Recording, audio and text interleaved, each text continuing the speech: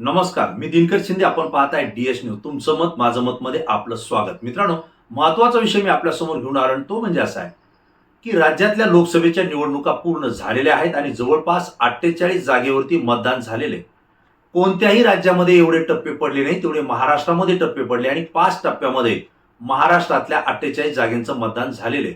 मला आपल्याला आवर्जून सांगायचंय की भारतीय जनता पार्टीनं आणि नरेंद्र मोदी यांनी एक देशामध्ये घोषणा दिली होती आणि ती घोषणा होती आपकी बार 400 पार. आपकी बार 400 पार म्हणजे जेवढ्या लोकसभेच्या जागा आहेत त्यापैकी 400 पेक्षा अधिक जागा ही भारतीय जनता पार्टी स्वतःच्या ताकदीवर खासदार निवडून आणेल अशी ती घोषणा होती. परंतु मित्रांनो, भारतीय जनता पार्टी 400 पार तर जात नाहीच. सत्तेला अपेक्षित असलेला 272चा आकडा सुद्धा भारतीय जनता पार्टी या देशामध्ये पूर्ण करेल याची शाश्वती राजकीय विश्लेषक आता देत नाहीयेत आणि भारतीय जनता पार्टीचे स्थानिकचे नेते सुद्धा देत नाहीयेत. त्याचं कारण असं आहे की ज्या महाराष्ट्र राज्याचा जर आपण विचार केला तर याच महाराष्ट्रामध्ये 48 जागेमध्ये उद्धव ठाकरे यांची शिवसेना आणि भारतीय जनता पार्टी यांची युती होती. या युतीमध्ये 2014 आणि 2019च्या दोन्ही निवडणुकांमध्ये जवळपास दोघांनी मिळून 41 खासदार हे युतीचे निवडून आणले होते. हे आपल्याला वस्तुस्थिती या ठिकाणी माहिती आहे. परंतु आता झालंय असं की उद्धव ठाकरे हे भारतीय जनता पार्टीपासून बाजूला गेलेले आहेत आणि उद्धव ठाकरे यांची शिवसेना भारतीय जनता पार्टीनं फोडलेली आहे. अशा स्थितीमध्ये एकनाथराव शिंदे आणि त्यांच्या सोबतचे 40 आमदार असतील. त्यासोबतच राष्ट्रवादी काँग्रेस शरद पवार यांची राष्ट्रवादी काँग्रेस भारतीय जनता पार्टीनं फोडली आहे. अजित पवार आणि त्यांच्यासोबत जवळपास 42 ते 43 आमदार हे भारतीय जनता पार्टीनं आपल्या सोबत घेतलेले. आज जर विचार केला महाराष्ट्रामध्ये तर भारतीय जनता पार्टीचे 105 आमदार आहेत. एकनाथराव शिंदे यांच्यासोबत आलेले जवळपास 40 आमदार आहेत आणि अजित पवार यांच्यासोबत आलेले जवळपास 40 ते 43 आमदार हे आज महायुतीमध्ये आलेले. एकंदरीत या आमदारांसोबत एक अपक्ष आमदार सुद्धा आहेत. या सगळ्यांची जर गोळाबेरीज केली तर ती जवळपास 190 आमदाराच्या आसपास भरतीये. राज्यामध्ये 288 आमदार आहेत, त्यापैकी जवळपास 190 आमदार हे आज महायुतीच्या बाजूनं आहेत. आता उद्धव ठाकरे जर एकटे बाजूला गेले असतील तर त्यांची भर, त्यांची ताकद जी भारतीय जनता पार्टीला पाहिजे होती ती एकनाथराव शिंदे यांच्या माध्यमातून 40 आमदाराची मिळालेली आहे. अजित पवार यांच्या माध्यमातून सुद्धा मिळालेली आहे. आणि ह्या दोघांची ताकद कमी पडते की काय, म्हणून भारतीय जनता पार्टीनं राज ठाकरे यांची महाराष्ट्र नवनिर्माण सेना ही सुद्धा आपल्या सोबत घेतलेली आहे. त्याही पुढे जाऊन काँग्रेसचे माजी मुख्यमंत्री अशोकराव चव्हाण यांना थेट राज्यसभेवर घेऊन त्यांना सुद्धा आपल्या सोबत भारतीय जनता पार्टीनं घेतलेलं आहे. म्हणजेच एक प्रकारे काँग्रेसचा एक गट त्यांनी आपल्या सोबत घेतलेला आहे. Republican Party of India Ramdas Athawale साहेब हे सुद्धा महायुती सोबत आहेत. आता मित्रांनो, एवढी सगळी ताकद एका बाजूला आलेली आहे. त्यासोबत देशाचे पंतप्रधान नरेंद्र मोदी जे विकास पुरुष म्हटले जातं, त्यासोबत जगाचे ते विश्वगुरु त्यांना भारतीय जनता पार्टी म्हणतो. त्यांनी 10 वर्ष या देशावरती सत्ता केलेली आहे. अनेक विकास कामं केले म्हणून ते सांगतायत. देशामध्ये विकास काम आमच्यासारखं आजपर्यंत कोणीच केलं नाही. गेल्या 70 वर्षात देशात जे घडलं नाही ते फक्त नरेंद्र मोदी यांच्या पंतप्रधान पदाच्या काळातच घडलं. इतका विकास आम्ही केला असं ते सांगतायत. आज ते पंतप्रधान आहेत. 10 वर्षाची सत्ता त्यांच्या सोबत आहे आणि राज्यातले महायुतीनं जमवलेले हे सगळे पक्ष आणि नेते त्यांच्या सोबत आहेत. एवढंच नाही तर विरोधी गटातला जर कोणी ताकदीनं काम करत असेल आणि तो विजयाच्या उंबरठ्यापर्यंत पोहोचत असेल तर त्याला रोखण्यासाठी देशाची जी काही तपास यंत्रणा आहे, मग ईडी आहे, सीबीआय आहे, अँटी करप्शन ब्युरो आहे, यासारख्या संस्था सुद्धा महायुतीच्या सोबत आहेत. या सगळ्या संस्था, सगळे राजकीय पक्ष, एक पंतप्रधान, एक मुख्यमंत्री आणि 2 उपमुख्यमंत्री आणि त्यासोबत 190 आमदार, एवढी सगळी संख्या महायुती सोबत जर आज असेल तर दुसऱ्या बाजूला उद्धव ठाकरे यांची शिवसेना फुटलेली आहे, शरद पवार यांची राष्ट्रवादी काँग्रेस फुटलेली आहे आणि महाराष्ट्रातली काँग्रेस सुद्धा अशोकराव चव्हाणांच्या माध्यमातून फुटलेली आहे. म्हणजे ताकद कमी झालेली आहे आणि एकीकडे भरपूर ताकद झालेली आहे. अशा स्थितीमध्ये महाराष्ट्रातल्या 48 पैकी 48 खासदार हे महायुतीचेच निवडून येणं अपेक्षित आहे. पण मित्रांनो, असं होतंय का? असं होताना दिसतंय का? तर अजिबात नाहीये. उद्धव ठाकरे यांच्या शिवसेनेसोबत युती असताना भारतीय जनता पार्टी आणि युतीच्या 41 खासदार, 41 जागा त्या ठिकाणी निवडून आल्या होत्या, हे खरंय. परंतु आज 41 तरी जागा महायुतीसोबत एवढी सत्ता असताना, एवढी ताकद असताना येतील का? तर याचं उत्तर आहे अजिबात नाहीये. जे की राजकीय विश्लेषक आहेत, सामाजिक कार्यकर्ते आहेत, ज्यांनी पत्रकारितेमध्ये काम केले, देशभर फिरून ज्यांनी सर्वे केलाय, ते योगेंद्र यादव यांचा अहवाल त्यांनी आपल्या युट्यूब चॅनलच्या माध्यमातून जनतेसमोर आणलेला आहे. आणि त्यांनी स्पष्टपणे सांगितलंय, देशाचा अहवाल तर त्यांनी दिलाय, तो मी आज या ठिकाणी बोलणार नाही, परंतु महाराष्ट्राच्या बाबतीमध्ये त्यांनी सांगितलंय की भारतीय जनता पार्टीला महाराष्ट्रामध्ये जवळपास 20 ते 22 जागांचा फटका बसतोय. परिणामी जर विचार केला तर महायुती आणि महाविकास आघाडी मी अधिकच सांगतोय असं सुद्धा योगेंद्र यादव बोलले.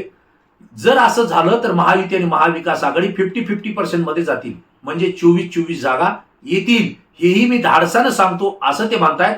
यामध्ये पुन्हा महायुती आणखीन 4 ते 5 जागेनं कमी येऊ शकते, हे राजकीय विश्लेषकाचं मत आहे. म्हणजेच काय, 41 जागेवरून भारतीय जनता पार्टी सगळी सत्ता स्थान असताना 20 ते 22 जागेवरती आपले खासदार निवडून आणू शकते, असा एकंदरीत अंदाज योगेंद्र यादव यांच्या बोलण्यातून निघतोय. दुसरे प्रशांत किशोर, जे की राजकीय विश्लेषक आहेत, अनेक निवडणुकीमध्ये त्यांनी विधानसभेपासून ते लोकसभेपर्यंत सर्वे केलेले आहेत आणि त्यांचे सर्वे बहुतांश वेळा खरे ठरलेले आहेत. प्रशांत किशोर, ज्यांना पीके म्हटलं जातं, त्यांनी सुद्धा महाराष्ट्राच्या बाबतीत सांगताना स्पष्टपणे सांगितलंय की भारतीय जनता पार्टीच्या महाराष्ट्रामध्ये जागा कमी होत आहेत. ते जवळपास 20 ते 22 जागेवरती त्या ठिकाणी आपले करिश्मा दाखवू शकतात, असं त्यांनी या ठिकाणी सांगितलेलं आहे. परंतु मित्रांनो, ज्येष्ठ पत्रकार अशोक वानखेडे यांनी सुद्धा आपला सर्वे मांडलाय आणि त्यांनी तर अत्यंत धक्कादायक सर्वे मांडलाय. त्यांनी असं सांगितलंय की देशामध्ये भारतीय जनता पार्टी सत्तेपर्यंत तर पोहोचत नाहीच, परंतु महाराष्ट्रामध्ये उद्धव ठाकरे यांची आणि शरद पवार यांचे दोघांचे पक्ष फोडल्यामुळं जो महाराष्ट्रातल्या जनतेचा रोष भारतीय जनता पार्टीवर आलेला आहे आणि दुसऱ्या बाजूला उद्धव ठाकरे असतील किंवा शरद पवार असतील, यांना जी सहानुभूतीची लाट त्यांच्या बाजूने निर्माण झालेली आहे, याचा फटका महायुतीला मोठा बसतोय. परंतु त्यासोबतच मनोज जरांगे पाटील यांनी मराठा आरक्षणाचं जे आंदोलन उभा केलं होतं, जो लढा उभा केला होता, त्याचा जो फटका बसतोय. जरांगे पाटलांनी जे सांगितलंय की आपल्या आरक्षणाला ज्यांनी विरोध केला, आपल्या माता भगिनीवर ज्यांनी लाठीचार्ज केला, गुन्हे दाखल केले, त्यांना या निवडणुकीमध्ये पाडा आणि असं पाडा की त्यांच्या 5 पिढ्या पुन्हा निवडणुकीत उभा राहिल्या नाही पाहिजेत.